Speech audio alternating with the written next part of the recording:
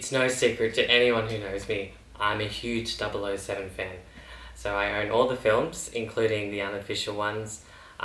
Basically, I became a 007 fan by accident. We were going to the cinema when I was 11 in 1997. I just revealed my age. And we were going to see Flubber, which was a Robin Williams kids Disney film. And because we bought the wrong ticket, my dad took us to see Tomorrow Never Dies instead, and it blew my mind. It was after that I became a huge James Bond fan, and I made it my mission to track down all the James Bond films and watch them over and over again.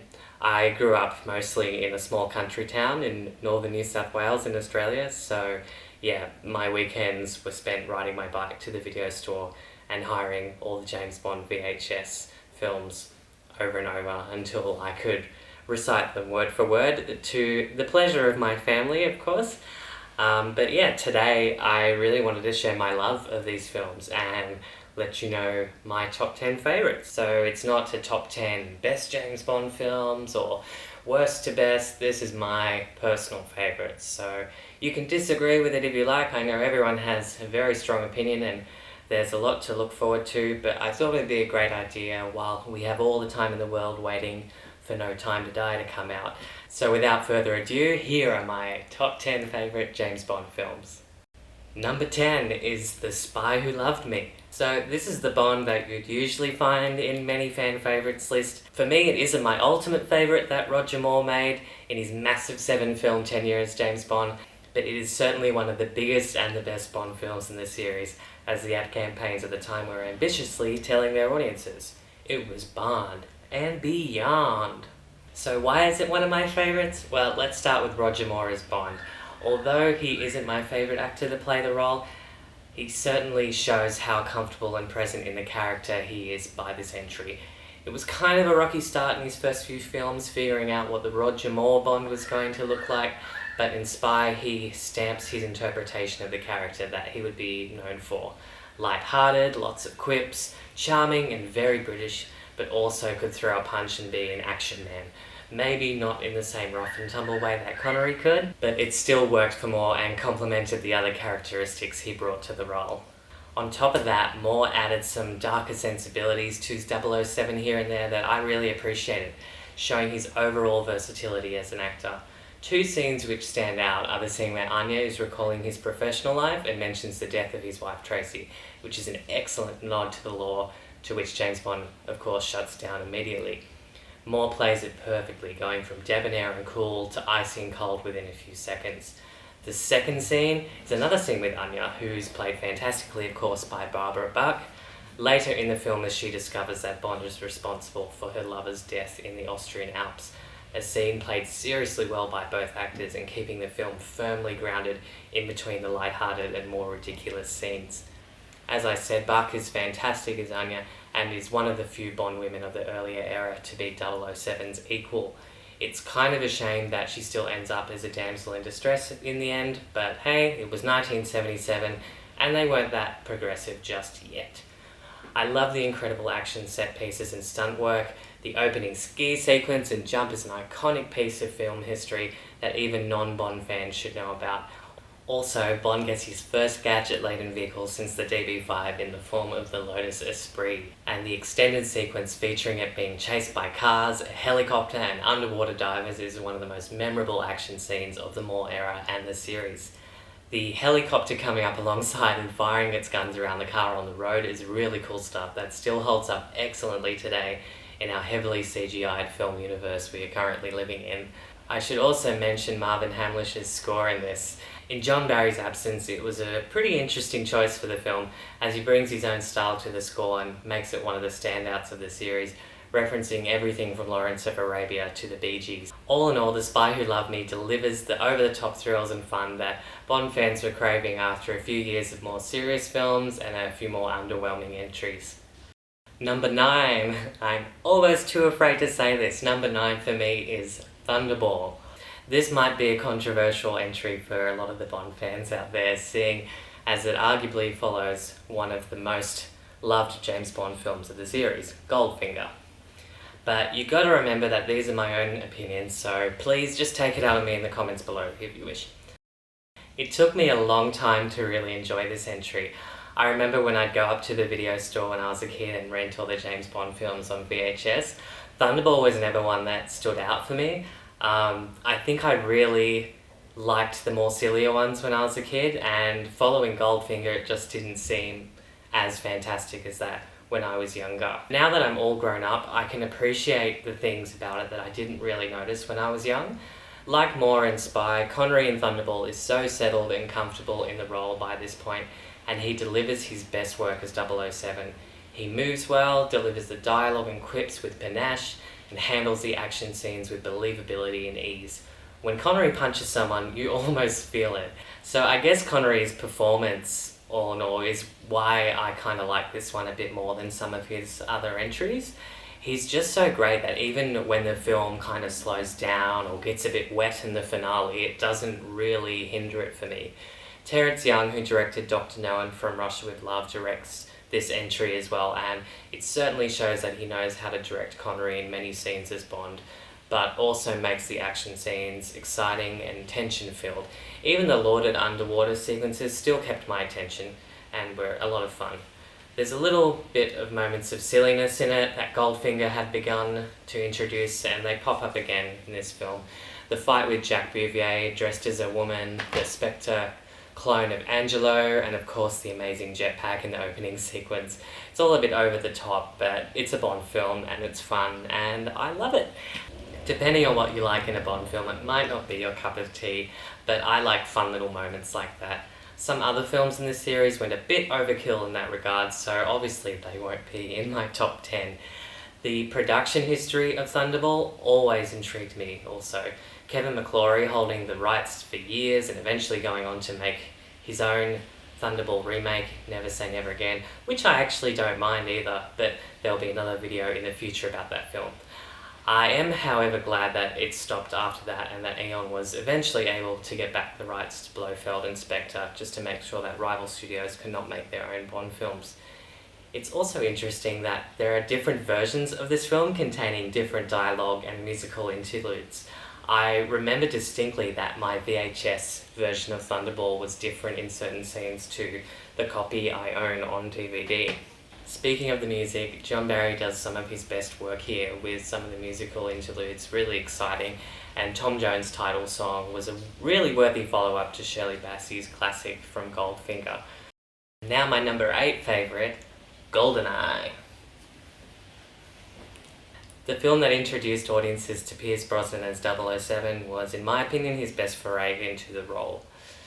I actually played the popular Nintendo 64 game before I saw the movie, so by 1997 I'd seen Tomorrow Never Dies with my family, and Goldeneye, the game, had just been released and was huge, so naturally we had it in our household like most everyone else. When I first watched Goldeneye, I remember thinking how amazing it was because the game got the architecture of it so correct, and I was just mind blown. So obviously my knowledge and love of the game translated well to my love of the movie. However, it was not always my favourite Brosnan film. Like most of this list, over time, as I have aged, my tastes have altered a little bit, and some of the Bond films I wasn't quite as fond as a teenager are now some of my favourites. What sets Goldeneye above the other Brosnan era films and other Bond films for me is that it just is such a fun ride. Brosnan settles into the role so perfectly and is very confident and debonair. He brings some of Roger Moore's charm with a hint of his predecessor Timothy Dalton's darker edge. A part of me wishes that Tim Dalton had stuck around to do this one, but Brosnan takes on the starring role fantastically. When he knocks a guy out, you believe it. His chemistry with Isabella Scorupco and Famke Janssen is perfect, and he brings an invulnerability but also a unique coldness and depth to Bond as 007, as he has to accept that one of his old friends is now his enemy. Speaking of the Bond women in this film, Famke Janssen is so memorable as Xenia and so fantastic that she puts everything into the character. She is dangerous, sexy, and darkly comic all at once. Not only is she one of the greatest Bond women, but she's one of the best villains of the franchise. Isabella Scorupco as Natalia Simonova is beautiful, vulnerable, but also strong-willed and independent. I loved how much of an important role she played in assisting Bond towards the end of the film. No longer were Bond women mere damsels in distress by the 90s. Introducing Dame Judi Dench as M was a masterstroke of genius. She became a mainstay in the franchise even after it was rebooted with Daniel Craig, and delivers all her dialogue with panache and a confident sternness. But I also love how there are subtle hints of a maternal connection with Bond, something that would be later explored in Skyfall. The action scenes in this entry are really incredible and bring Bond into the 90s confidently. The opening bungee stunt, the car chase with Xenia down the mountain, and of course the huge tank chase are all memorable, amazing, fantastic scenes. Eric Serra's score for Goldeneye is very divisive amongst fans, but I actually like it. It suits the era of the film and the look, but it also reminds the audience that this is a new Bond and a new beginning for the franchise. I was actually happy, however, that they decided to ditch the original Eric Serra music for the tank chase and replace it with the classic Bond theme, because it suits the scene brilliantly and it really elevates that excitement level when you're watching it. Martin Campbell did an excellent job directing here, giving Bond a more modern feel for the 90s, but also retaining a lot of classic elements that the fans had come to expect by this stage of the franchise. Number 7 is For Your Eyes Only. So this is the Bond film of Roger Moore's that I feel like he came closest to portraying that Ian Fleming vision of 007, and I really enjoy it. After the over-top, out-of-this-world antics of Moonraker, Eon made a wise decision to bring the series back to Earth, and it feels more gritty and grounded again. Like the earlier films, Bond is thrown into a bit more of a classic spy plot involving the disappearance of an important British tracking device called ATAC. I love how, again, like the originals, 007 relies more on his wits here than gadgets. They even make the effort to dispose of his fancy Lotus before he gets a chance to use it, leading to an exciting, funny and inventive car chase involving the little yellow Citroen, one of the best car chases of the Moore era. Supporting cast here are great. Topol as Colombo is a great ally and brings back memories of Pedro Armendáriz in From Russia with Love, and Julian Glover as Christados also adds an interesting and intellectual opponent for Bond. Even though he's not the strongest villain of the series, it's still an interesting character and still keeps you occupied. Whilst we also get some interesting and slightly homoerotic villainy in physical form from Kriegler. The Bond women here are mostly good. Melina is a worthy equal to Bond and portrays a strong, determined woman out for revenge, but also willing to help 007 achieve his mission. She also has fantastic hair, as you'll see when she takes off that hat after she shot the guy with the bow. I really love that bit. Cassandra Harris has a wonderful few scenes as Countess Liesel. The scene with the beach buggies where she is disposed of is a genuinely gripping and sad scene, and Moore portrays Bond's reactions here brilliantly. We then come to Holly Lynn Johnson as Bibi, probably the only downside of the film for me. She is definitely there mostly for comic relief, as she plays no real importance to the plot or Bond's mission. I just find her kind of annoying and whiny, and obviously way too young for the now 54-year-old Moore to be romancing. But I love how they kind of make a joke of that as well. Some great scenes here include Bond pursuing Locke up those stairs to the top of the cliffside and kicking him to his death, which is a great show of Bond's coldness that Moore rarely got to portray in his tenure as 007. The opening scene where he visits Tracy's grave is a nice touch, and for Bond fans familiar with Kevin McClory and the long-running rights issues he had with Eon, the helicopter action scene at the start is an exciting and hilarious jab at him, and also showed that Eon did not need Blofeld to have a hit film. The excellent ski chase in Italy with great stunt work by Bond veteran Willy Bogner impresses, as does excellent music to complement these action sequences by Bill Conti, not to mention that excellently arranged open title song by Sheena Easton, which is the only Bond title sequence to feature the singer appearing on screen. Number 6 is License to Kill. This is an interesting and quite divisive entry in the franchise, but I'm seeing it come up more and more in other fans' favourites lists lately. It's really gotten well with age, and it's become definitely one of the cult favourites of the series, but I think I always kind of enjoyed this one and didn't really understand a lot of the hate for it initially. For me, this second and last Timothy Dalton film was so ahead of its time and just as unfairly maligned and ignored at the time of its release. Here we see a different type of 007 adventure where he is out for revenge, leading M to revoke his license to kill. This was a perfect film for Tim Dalton's more cold and serious Bond, and he's brilliant in this. Unapologetically gritty, dangerous, and no holds barred to get his target, Sanchez, another underrated performance by Robert Darby. I also love how Q plays a bigger part in this film and acts as Bond's ally, an excellent opportunity for Desmond Llewellyn to further deepen the development of his iconic character. The Bond women in this entry are a little underwritten, and I changed my mind a lot about Talisa Salto particularly. She seems to fall in love with Bond out of nowhere, and I can't decide if it is just poor character development or just part of her ditzy persona as a character. Both her and Carrie Lowell don't really have much to do in this, but I also did love how Carrie Lowell's character was a bit more of an equal to Bond as well, which was still not that common in 1989. I also thought it was a little bit strange of Bond to hook up with her so early in the film, as it just seems unnatural and a bit out of place. But that's really my only criticism of this otherwise fantastic film. The stunts in this entry are some of the greatest in the franchise, and the plane fishing scene was even referenced by Christopher Nolan years later in The Dark Knight Rises. The truck chase at the end is really amazing, and it goes without saying that the truck driving on its side is an incredible stunt. Great to also see Tim Dalton do a lot of his own stunt work here, as it adds to the realism and believability of his portrayal. For this different Bond adventure, a different composer, Michael Kamen, was brought on board. This was a risky step, but it pays off really well. I especially love his unique take on the gun barrel opening. All in all, it's a very underrated Bond film that's worth revisiting as an adult. Number 5 is Skyfall. This is not only a great Bond adventure, but a great film in general. Skyfall was a huge step up in quality after the slight disappointment of Quantum of Solace. Here we get a sort of existential but classic Bond plot on the 50th anniversary of the films. A brilliantly thrilling opening sequence sets a darker tone for the film ahead, which sees Bond go up against a former MI6 agent intent on destroying M and the agency, played with skill and panache by Javier Bardem. Definitely one of the series' best villains. He manages to be both gleefully silly and threatening all in the space of one scene. His introduction is filmed and written so well.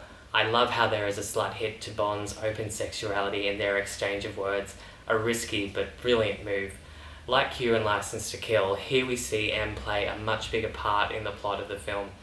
It is an excellent swan song for Dame Judi Dench after playing the part in 8 films. The ending really caught me off guard in the cinema, and I had no idea they would actually kill her off, but it is done with so much depth and compassion. The film in general is so good to me because it has this emotional depth that we don't get to see in Bond very often, and it works, along with vulnerability that is rare. This film raises the question, does the modern world still need 007 and MI6? Excellent casting here with Naomi Harris as Eve and Ben Winshaw as Q. A good introduction to the MI6 characters fans were eagerly waiting to see after being absent from Daniel Craig's first 2 films. It's noticeable from the start that Skyfall is on another level in its scale and its set pieces. The action sequences and the stunts are fantastic. The cinematography is beautiful. Even though Bond doesn't get to travel much in this one, the locations such as Shanghai and Scotland are interesting and play out immensely well. It is also good to see a lot of the action take place in Bond's own backyard, both in the UK and in Scotland, as the film wisely explores the character's heritage. Skyfall really set the tone for the Bond films to follow and was deservedly a massive success. Number 4 is Dr. No. Underneath the mango tree, me and me can watch the moon. The film that started it all is still one of the few I could watch multiple times and get a kick out of. Connery settles into the role flawlessly and is so charismatic and physically imposing you believe everything he's doing as 007. Ursula Andress set the stage for every Bond woman to follow and is still one of the greatest, if not the greatest, and most beautiful. We all know how iconic her first scene is. I love that Connery's first 2 films were more spy thrillers and not all-out action extravaganzas. The scene where he confronts Professor Dent and shoots him in cold blood is such a great scene and really cements what kind of character Bond is and how Fleming wrote him. The story is a little basic, but it draws you in. The beautiful Jamaican locations are well photographed, and the brief action scenes are still pretty great when you consider how low the budget was for this film. Joseph Wiseman, although a little un-PC by today's standards, makeup-wise, is a very understated but captivating villain, and like Andres, sets the stage for future baddies in this series.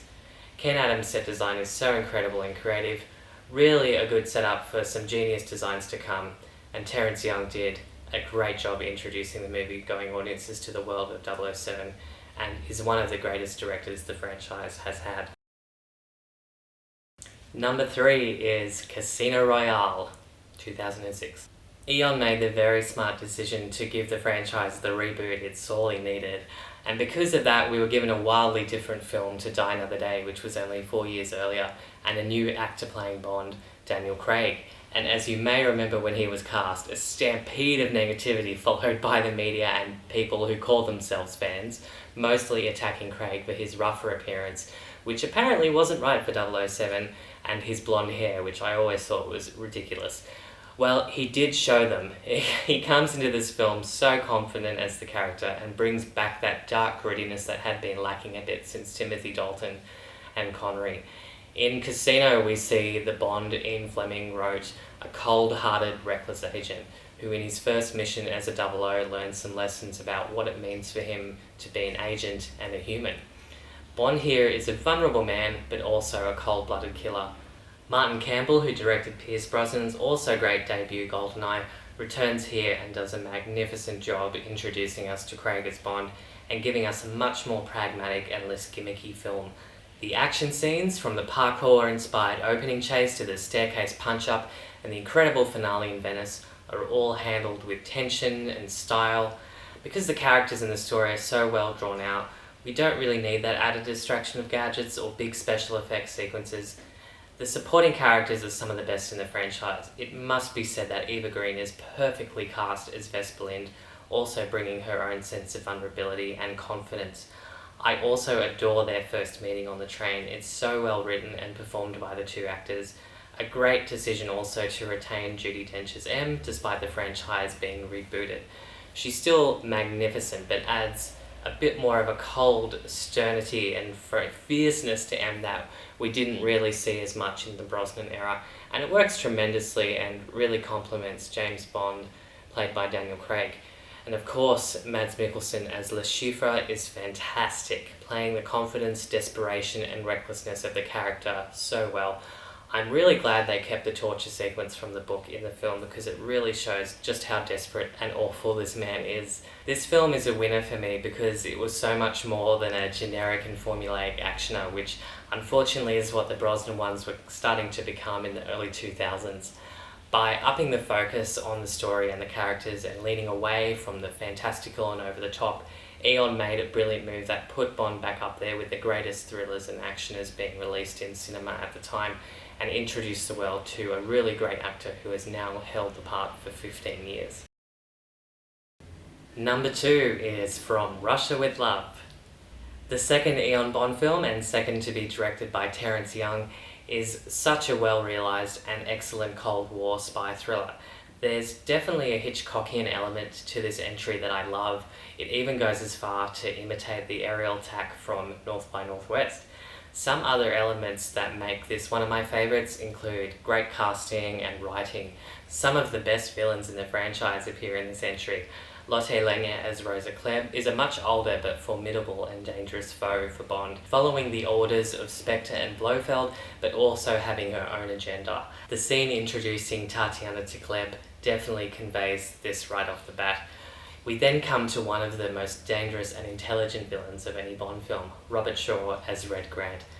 I love how in this film the audience has this voyeuristic role, as they say in the shadows with Red Grant the entire film, without Bond's knowledge, until he finally gets his leg to Dakota in the Orient Express train, which leads to a fight which is a series high.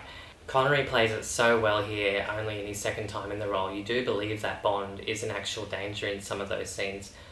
Terence Young's direction of Connery was probably the best he ever received. Bond is so cool and debonair, but dangerous and efficient in the blink of an eye. The scene after Karim's death, where he confronts Tatiana, conveys this brilliantly. The bedroom scene where Bond and Tatiana meet for the first time was so memorable that Eon used it as the screen test scene for every following actor who auditioned for the role. Speaking of Karim, it is also worth noting that Pedro Armendariz gives an excellent performance as Karim Bey, a catalyst for older and more wiser Bond allies to follow in films like For Your Eyes Only with Colombo and Casino Royale with Mathis.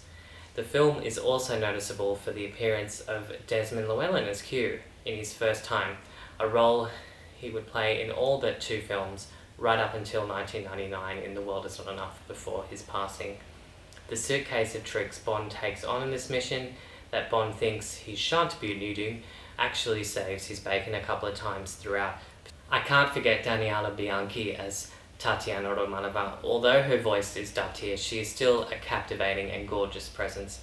A few scenes with her and Bond are admittedly a bit dated and don't speak much for female empowerment, but like all Bond films, it is most certainly a product of its time.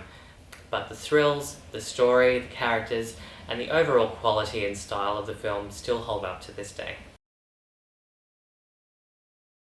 And my number 1 favourite Bond film is On Her Majesty's Secret Service. What a surprise. Now, this entry is possibly the most divisive and maybe the most underrated film of the series next to Licence to Kill. The first Ian Bond film to not feature Connery as 007 was for years considered to be one of the greatest failures of the franchise. In 1969, audiences seemingly weren't ready or willing to accept a new Australian actor with no film experience for the role of Bond. Rest assured, the fact Lazenby is an Aussie is not the bias for me loving this film out of all the Bonds. I actually wasn't really a fan of this film for many years. As a young teenage fan, I loved the gimmicky, action-packed entries in the franchise like Moonraker and Tomorrow Never Dies. But as I've said earlier, as I've grown up, I appreciate the films where the focus is more on the characters and Bond relies more on his own wits than gadgets and gets into more realistic environments and situations than outlandish ones. In my opinion, this film takes that route the best out of all the films. On a recent rewatch at Christmas, because yes, this is a Christmas movie, I rediscovered all the excellent moments in the film and really appreciated Lazenby's performance more than ever. To dismiss it as a Connery impersonation is a little short-sighted, I think. For me, he brings the rough element that Connery had, but also a bit of a cheekier nature to the character. Physically, Lazenby is perfect. He is tall, handsome, and moves really well, and he can certainly fight. His fight scenes are all very believable. Lazenby even broke the nose of one of the film's stuntmen in rehearsal. Lazenby also takes on the human element of Bond really well in this film. Having now watched the end scene many times, I still tear up every time. It's a testament to Lazenby's commitment to the character and the film that it could suck us in so much by the end and leave us in tears. The supporting cast here is incredible and complements Lazenby's new and different Bond adventures really well. Diana Rigg, an astounding and gorgeous actress who has dynamite chemistry with Lazenby, but also hits all the emotional buttons perfectly. Just the woman Bond should be falling in love with and ultimately marrying. Telly Savalas as Blofeld, a big change from Donald Pleasance, which helps the film immensely, making the character much more grounded in reality, but also more hands-on. This Blofeld doesn't hide behind impregnable walls with his cat. He gets out there and chases Bond down the mountain on his skis. Gabrielle Furzelli as Draco, another older, wiser ally for Bond in the vein of Kerim Bey and Colombo. The scene where he and Bond meet is so well written and performed by the two actors, and one of the standouts of the film. Peter Hunt's direction has to be commended here. Having edited the films up to this point, his first film as director is a monumental effort. In taking on a new Bond actor with little acting experience and bringing such interesting drama, characters and action set pieces, he had a lot on his plate, but pulls it off with such style. The film devotes a good portion to Bond's escape from his Gloria, my favourite part of the film and one of my favourite sections from any film for me. Quite a masterclass in directing action and suspense, and something that future Bond adventures would have to live up to whenever Bond found himself in a chase on the snow. which happened a few times.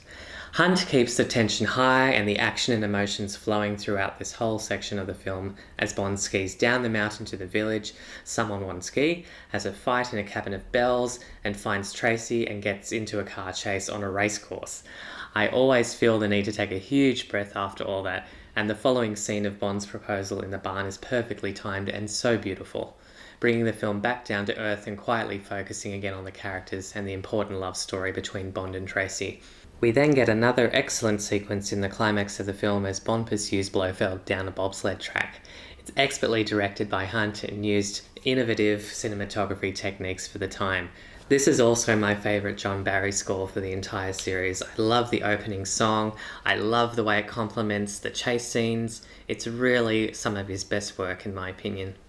And that's my favourite. On Her Majesty's Secret Service for me gets everything right. The characters, the cinematography, the direction, the music. It's a brilliant film and I've grown to really love it, not just as a Bond film but as a film in general. So what are your favourite James Bond films? Let me know in the comments below and don't forget to like, share and subscribe for more content from Road to Nowhere Films. I hope to see you guys again soon. Thanks and goodbye, Mr. Bond!